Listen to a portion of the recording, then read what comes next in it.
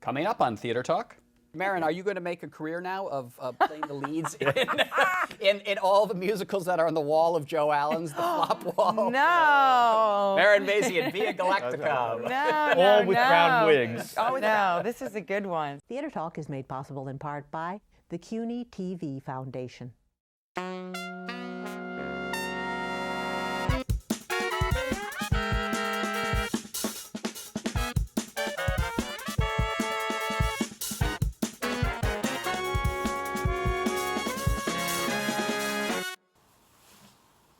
Kiss my foot. He kneels and kisses her foot. Yo, I love this one. Like, bang, kiss my foot. From New York City, this is Theater Talk. I'm the producer, Susan Haskins. And I'm Michael Riedel of the New York Post. So, Michael, there is a provocative new play on Broadway. Yes, called Venus and Fur by our old friend David Ives. It is a unsettling play about a playwright director and his relationship with an actress who comes in to audition. We don't want to give too much away, but we do want to say that the play has two absolutely superb performances by the, I think I can now call her, even though she's young, the great Nina Arianda, who has been compared to Meryl Streep in The New Yorker, I believe, Nina. Hasn't gone to your head yet, I hope. No, it's still disbelief. Yes, and matching her scene for scene, terrific young actor Hugh Dancy, who first came to our attention in a terrific revival a few years ago of the wonderful play Journey's End. Welcome to Theater Talk, both of you. Thank you very much. All right, we don't want to give too much of the play away because the shifts of the power structure are what keeps us on the edge of our seats throughout it. But Hugh, can you just give a sense of the character you're playing and what he's doing in this play? Well, I play an American playwright, a young up-and-coming playwright who's decided to direct his latest play himself. And that play is an adaptation of the 19th century novel Venus in Fur, written by Leopold von Sacher-Mason. It's Who gives us the term from where the term sadomasochism. masochism, well, not sadism, but masochism. Yes. And so, you know, he's taken on this fairly difficult, fairly, as you said, provocative project, and he can't cast it. That's where the play begins. He's complaining to his fiancée on the phone that there are no actresses that can fill the role of Vanda, the woman in the novel. And then barging through his door comes Nina, young actress who seems to fill every quality that he's complaining about. She's ditzy, she hasn't read the play, she's this, she's that, she's brought costumes along and everything that's designed to infuriate him. And despite all of that, she persuades me to let her audition with him. And then it takes a very the first of several sharp turns. Yes, it's interesting because you come in and you seem like, you know, the typical struggling actress who's riding the subway and working as a waitress or a temp or something like that. And then, boom, when you start reading the role. Awfully prepared. Yes, awfully prepared. Yeah. I've never read the script before. But your whole physicality changes instantly from being the ditz to now suddenly being in complete control and command. How do you make those fast, lightning-like shifts, technically, as an actress? I don't know. I think it's a matter of being very specific with each woman, and I think that's very much in thanks to Walter Bobbie, our director. Right. But you see them as two different women that you're playing in a way? In a way, I think if anything, it's a variation of, but definitely, yeah. It has to be, I think, or I'm not respecting the italics that David has put in the script. How did you both get drawn into this play? Did they approach you and you read the script and you thought, oh, this is something... Well, the play originated in production Off-Broadway with Nina. In 2009, yeah, and then we went to CSC in 10. Right. At Classic Stage. Nina, David Ives has famously written of your audition and how they were looking for someone to play this part, and in came Nina. And a bit like the play. A bit like the play. How did you prepare for that initial audition where you were just... It was really just preparing like I would for any other audition at that point, in a sense. Other than I genuinely was in love with the script, I did what I would do, which is just, you know, get off book, and especially for a theater audition, you should be as off book as you can be. Was it difficult for you, since she'd been doing this for a while, to catch up to her speed? Yeah, that was, I suppose, my worry. It was, okay, I'm the new guy here, you know, treat me gently.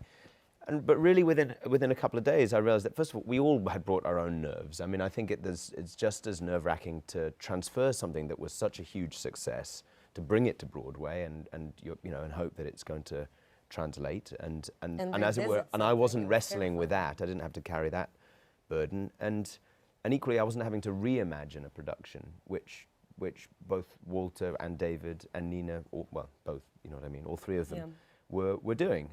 Not least because the staging is different. It's proscenium. So to some extent, I think I had an easier go of it. But really, after a day or 2 days, all of that stuff I think went out the window. And did Meryl Streep over here help you out? She was a kind. It was, generous. the only way that I think we helped each other out was by just realizing pretty early on that we were all in the same boat together, and working together. I mean, it was after, as I said, after 2 days when we sat around and read through the play, got that out of our system and got onto our feet. And as Nina was saying, I came as prepared as I could because I knew I had some catching up to do. And he pulled a Vonda. I mean, you were completely off book. Sneaky British actor Not at trick. all. well, it's not something I would normally do, actually. I would normally, hope to learn the lines as I came to an understanding of them. But I felt I didn't really have that luxury. So I did learn them, but I did get off book before we arrived. And so we were, somewhat parallel to some extent. And really, as soon as we got up on our feet and started playing around with the play and the blocking, it felt very natural and very easy and incredibly fun. Let me ask you guys just your backgrounds of how you got involved in this business. Nina, you grew up in where'd you grow up? I grew up in Clifton for the first part of my life, and then I moved to Germany. Oh, right. So were you going to theater very early on as a kid? Were you coming? I to was. see everything? Yeah, we were 30 minutes away from the city, so we would drive in a lot. What was the first show you saw that made the impact on you? On Broadway, Les Mis. It was, really? Yeah. Were you doing shows in school, in high school, or were you always a theater kid?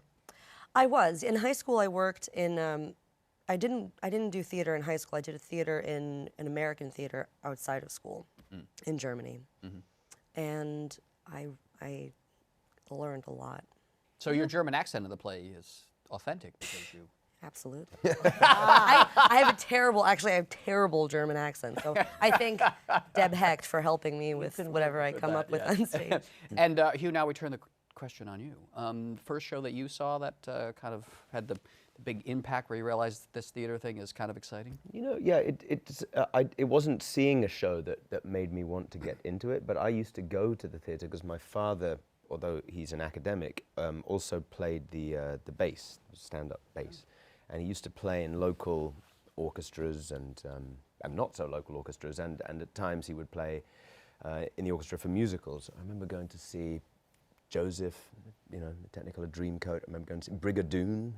And I would go not so much to the shows, but to the rehearsals, and sit up in the balcony, quietly, just completely rapt. And really, I could just go again and again and again. I didn't get tired of that. But I didn't put that together. I think I was almost too young to understand what I was seeing. I just knew that I liked it.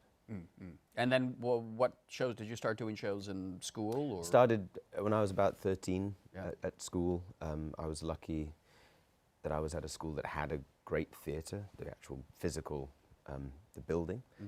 And I had no intention of going and being part of it, but I was sent there, actually. I was ordered to go and help out, to keep me busy, essentially. I was getting into trouble, so they sent me along to keep an eye on me, and I did odd jobs here and there, and then a little while later, one of the kids at the school said, I'm doing a production of The Tempest, and you're going to play Ariel. And I said, oh, okay, yeah, okay. Because that's how it worked at the school that I was at. You just did what you were told, Yeah. So I did, and then I realized that I liked it, and I liked the environment I was in, and that became my extracurricular activity. And kept you out of trouble? Broadly speaking. All right. Two terrific performances in Venus and Fur by David Ives, I should say, at the Lyceum Theater. Don't miss it, and be prepared for some shocks and some surprises, because it's a very twisty, provocative, interesting play. Thank you, Hugh Dancy, for being our guest tonight. Thank you. And thank you, Nina Arianda, as well. Thank Good to see you both. Thank you. Will there be anything else, Mistress? Yes. One more thing. Call Stacy and tell her that you won't be coming home tonight. I can't do that. Oh no? You can't? What have I done? I see your sinning just beginning. Pray for your salvation from damnation. Pray or he will burn you. He will burn you. You know, Susan, for years, the musical Carrie was synonymous with Broadway flops. In fact, it may be the most notorious flop of all time. But Carrie has been rethought, reinvented off-Broadway at the Lucille Lortel Theater. And what we've discovered by going back to look at the show is that it has an absolutely terrific score. Yes. And that the sort of new reworked book makes this a very, very haunting and interesting musical. We're going to talk about Carrie tonight with one of the stars of this off-Broadway production, the great, brilliant Marin Mazzie, a 3-time Tony nominee and nominated for the Lucille Lortel Performance Award for your performance in this show as the scary, scary mother. The blue scary mom. I know, Yes. you're so much more beautiful with the blonde hair than There you are is as the mother. no glamour as Margaret. No, No. there Check the glamour at the door. It's very funny because I've seen you in so many shows, and you think, well, Marin, I mean, one of the most beautiful actresses on Broadway, and then you come out as Margaret with this straight brown hair and a burlap dress. Carrie was written by Michael Gore, who did the music, and as I said, Michael, I was really surprised at how strong the music is for this show, and I guess the score has sort of been lost because of all the notoriety surrounding the original production. You must be pleased that it's back. You know, we went back to it because I loved the music and really wanted the opportunity to get this music out again. And it's been a great experience for us. Thank you, Michael.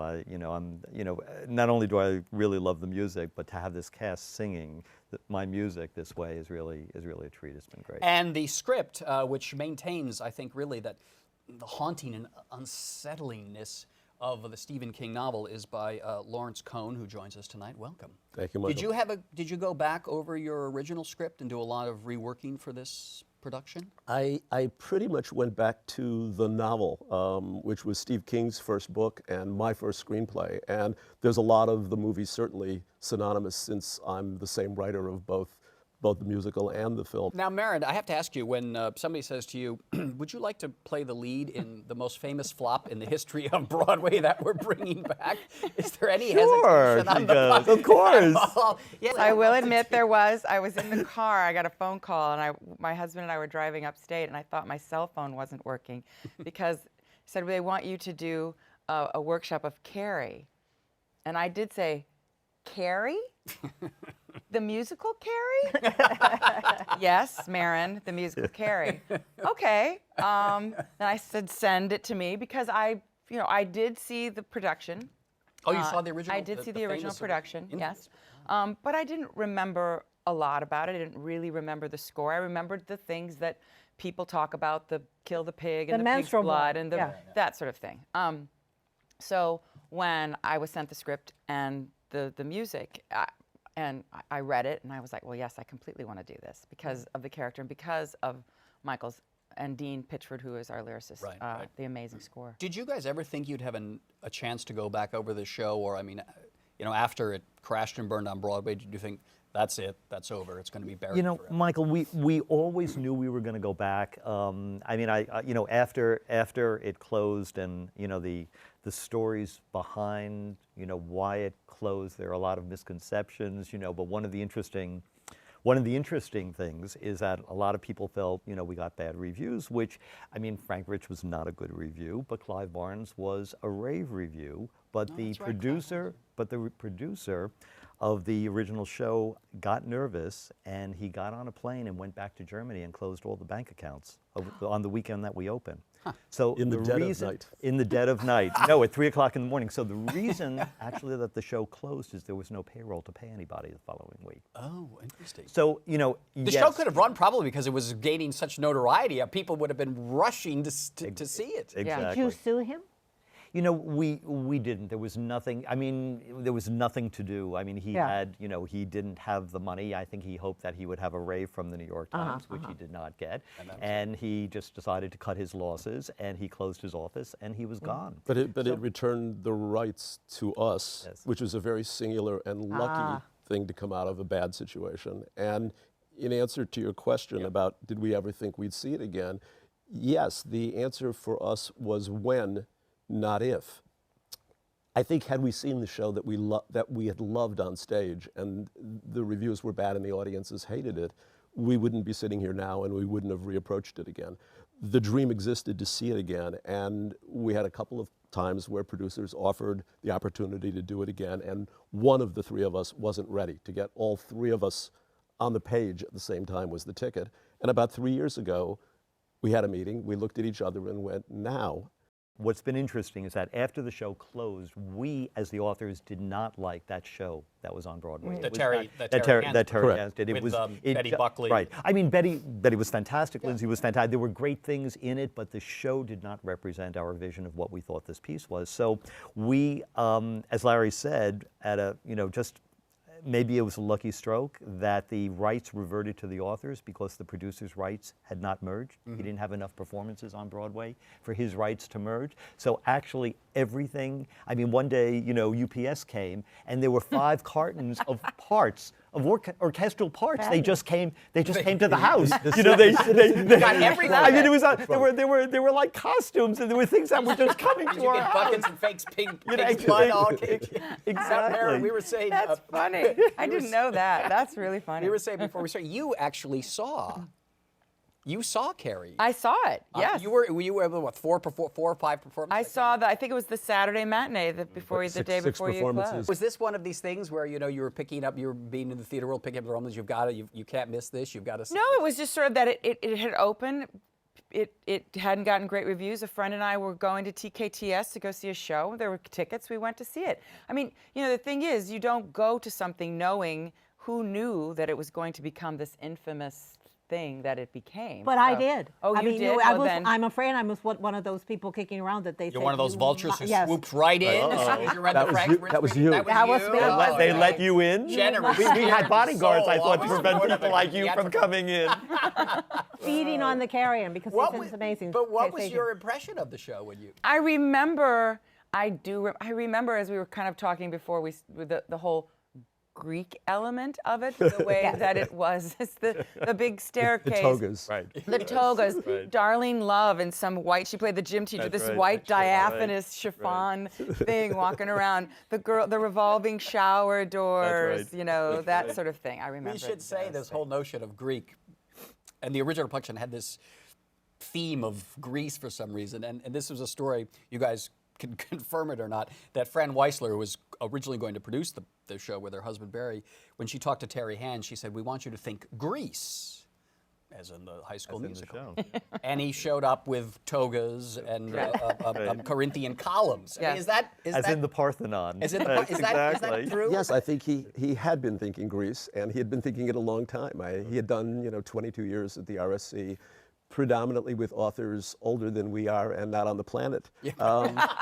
So consequently, we were young, and very optimistic, but we were sort of kicking and screaming talent. We were not shy in any way, shape, or form. Right. Did anyone correct him and say Greece is, as No, there wasn't any correcting him about anything, meaning he lived in a very insular way of working. I think after 22 years, challenge was not an issue on the playwright's part. That wasn't what musicals are so about, are collaboration. Yeah. Is collaboration. Yeah. The word was alien to him, meaning no one would challenge after 22 years any decision that he made ultimately. Do you think it was a function of your youth back then that you didn't challenge him more? No, I think several things. I mean, he's an incredibly talented director, as the Cyrano and the Much Ado proved.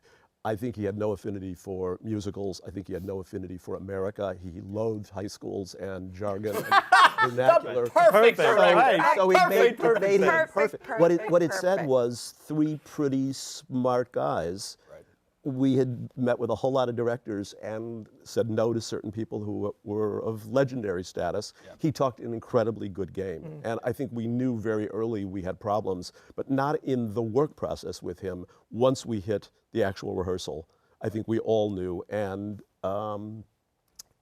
we were on alien turf, meaning I think we were, three smart New York kids who were saying, but, sir. If I'm not mistaken, wasn't Bob Fosse originally interested in Carrie? He was. That period was a really interesting time period for us, which is Sam Cohen, the legendary agent, ended up hearing the score and completely fell in love with the score and with this piece. And Sam said, I'm going to be the show's protectorate. I'm going to organize and I'm going to put this together. And it must be Bob Fosse. So, we had some of, the experiences that we had of being able to sit at the ICM conference room with Bob Fosse listening to the score, with Sam conducting his pencil as as the score was going, and Bob listening to it. What was interesting, of course, Bob was one of the most brilliant directors, but as a composer, I remember hearing something that he said after he listened to the score, which he liked very much, and he said to me, Michael, don't you think some of the music is a little rangy for dancers? How interesting. Right. That was right. That was the first sign. And I thought that was really, really telling. We had another session with Mike Nichols originally, and Sam did the same thing. And what did Mike Nichols say? Mike was really interesting. He said he listened and he said, I really, really like the work, but you know what, guys? I don't want her to go to the prom. I don't want her to go to the prom. And also incredibly revealing, which was just something about the piece he emotionally did not want it. Bob wanted it to be darker than it actually was, and felt, there should be more about suicide and a lot of darkness in it. Mike, didn't want her going to the prom. Skip the prom. So, and Terry Hands wanted to go to the Parthenon. And Terry Hands, exactly. There we were in Athens with Terry Hands, We just did it in the wrong city. That was the problem. We saw an amazing array of directors for that period. At one point, David Putnam, who was something of a mentor to Michael, said, I have an idea. And we said, yes. He said it was a crazy idea. He said, just take a deep breath, listen to it before you respond. And the idea was Ken Russell. And Ken Russell was at his absolute heyday of being the most controversial director on the planet, both genius and insanely excessive. And we went, that's a really interesting idea. That's certainly worth taking a meeting. So Michael and I trotted off to England to Liverpool. At a carvery in Liverpool. Hotel It was at a hotel carvery in Liverpool. I remember it like it was yesterday. Massive roast beefs and hams. And four bottles of claret, as they call it over there, and he drank all of them. I mean, we had we had maybe a glass, And he could not have been more charming, and I mean, it was like an episode out of Tom Jones. I mean, it was just That's what it sounds like to me. 8th bottle somewhere during lunch, and he said, I want to go back and see the movie, which I haven't seen in a while. I want to reread the book, and I want to reread your script, and I'll call you within the next month or so. And we great meeting, went terrifically, it was well worth taking. And a letter arrived about a month later, and the letter was that we had committed an act of heresy of the first order. And he went on in great detail to say the number of things that he found to be religious offenses in the piece. And we thought, this is really the cat calling the kettle black. I mean, on some level, it was the most hilarious letter. From the director of The Devil. Of The Devil, exactly. And Women in Love and Mahler and a lot of, So we had our experiences with really interesting talent. We got to wrap it up here, but Marin, are you going to make a career now of playing the leads in all the musicals that are on the wall of Joe Allen's The Flop Wall? No. Marin Mazzie and Via Galactica. All with brown wigs. All with brown wigs. No, this is a good one. So I did this because I love the piece and I love the part. So yeah. Well, you're absolutely terrific in Carrie, and it has really been rediscovered. And guys, I think that this is going to get done. I think the offers must be coming in now for. They are. There's been an offer for Boston for next season for 3 months, and the offers are starting to come in. So we're hoping now it will get done in high schools and in colleges and in rep companies, you know, around the world. Ken Mandelbaum's going to have to change the name of that book, Not Since Carrie. That's Yes. right. Not Since Spider-Man. That's right. Exactly. And it's the bullying musical. That's right. Michael Gore, Lawrence Cohen, and the great Marin Mazzie, thank you very much for being our guest. Thank you, Michael. Thank you. You can sign up for viewer updates at theatertalk.org. Or you can Twitter us. Who will hold me when there's no one?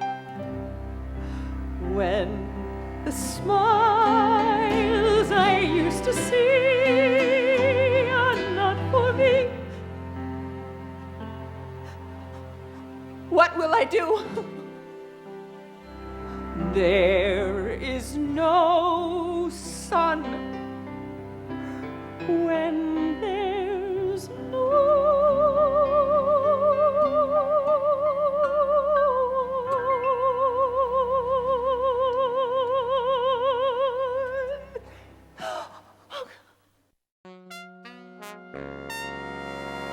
Our thanks to the Friends of Theater Talk for their significant contribution to this production. Theater Talk is made possible in part by the Frederick Lowe Foundation, the Eleanor Naylor Dana Charitable Trust, the Alan S. Gordon Foundation, the Corey and Bob Donnelly Charitable Fund, Carrie J. Fries, the Dorothy Strelson Foundation, the New York City Department of Cultural Affairs, and the New York State Council on the Arts, a state agency.